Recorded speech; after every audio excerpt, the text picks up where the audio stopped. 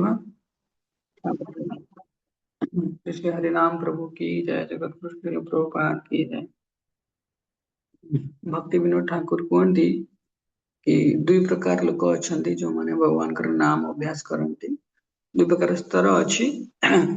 तो प्रथम प्रिलिमिनारी स्तर अर्थात भगवान साधक भक्त माने भगवान नाम नियंती। तो गोटे स्तर में कौन हुए कि भगवान नाम नेवाई से चेष्टा करती जो भक्त मैंने अच्छा भगवान नाम नियंती किंतु कंटिन्यूअसली भगवान नाम नियंती। तो प्रिलिमिनारी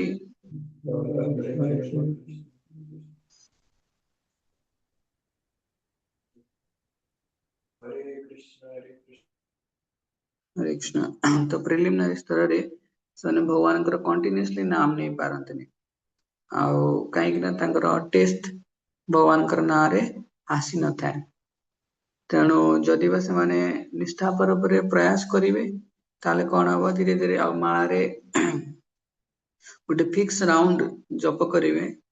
धीरे धीरे धीरे धीरे कौन हम कि से कंटिन्यूअस स्टेज आड़ को चलिए। तेणु से धीरे धीरे धीरे भगवान का नाम करने उत्साहित हेबे, एम्फासिस देवे कि मते भगवान का नाम करार अच्छी नेचुरल रेस्पेक्ट आसीबो भगवान का नाम करने आफेक्शन आसीबो भगवान का नाम करने ताले से भक्त मानक माने प्रिलिमिनरी स्टेज अच्छी से भक्त मानकर धीरे धीरे कौन हम कि ग्रोथ आसीबो कंटिन्यूअस स्टेज आड़ को जीवे से माने प्रिलिमिनरी स्टेज रे ही जनकर पूर्व कर्मर प्रतिक्रिया नष्ट हो पूर्व जहाँ प्रकार भौतिक इच्छा इत्यादि थाए एवं अज्ञानता थाए नष्ट हो। तो ये प्रिलिमिनरी स्टेज रे किंतु या कौन दरकार अच्छे हमको कि दृढ़ श्रद्धा दरकार अच्छी, डिटर्मिनेशन दरकार अच्छी, अल्टीमेटली भगवान का नाम प्रति आसक्ति ये सब जिन दरकार अच्छी। आम ए दुनिया रे देखुचे गोटे अच्छी ना law of diminishing marginal utility. तेणु जो जिनसा आम जेकोसी जिनस प्रथम बहुत उत्साह थाए कमी कमी जाए भगवान का नाम भी करती धीरे धीरे धीरे हमको लगे कि नाम करवाटा सहज होनी कष्ट लगुच कहीं कहीं ना धीरे धीरे स्वाद भी आमको लगुच कि नहीं समस्या बढ़ी बढ़ी जाऊँगी जब माला नाम कले से स्वाद बढ़ी बढ़ी जाऊँगी स्वाद कमुची एमती लगे कि बहुत जन अच्छे भगवान का नाम भी आहनी ये आते जप तप करी से जप भी छाड़ी दौरान। तो से गोटे दृष्टिकोण है कि नाम करने आम नाम रिपीटेडली करुचे तेणु लॉ ऑफ मार्जिनल तार उत्साह बेले बेले कमी जाए सागर मायार विशेष प्रभाव अच्छी जो माने संसार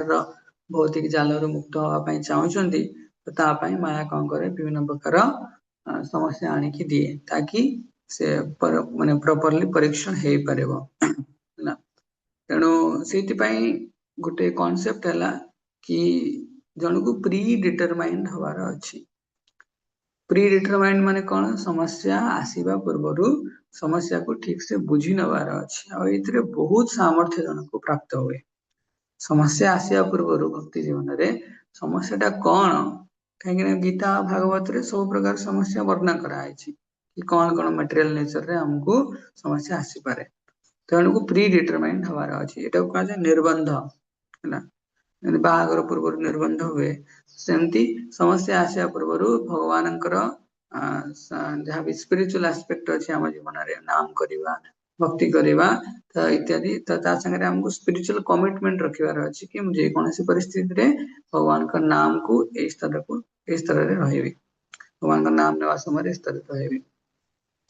तेणु हरे कृष्ण महामंत्र को ये सुंदर भाव उच्चारण करती धीरे धीरे धीरे धीरे कौन हम से कंटिन्यूअस स्टेज आड़ को जी निरंतर भगवान का नाम ने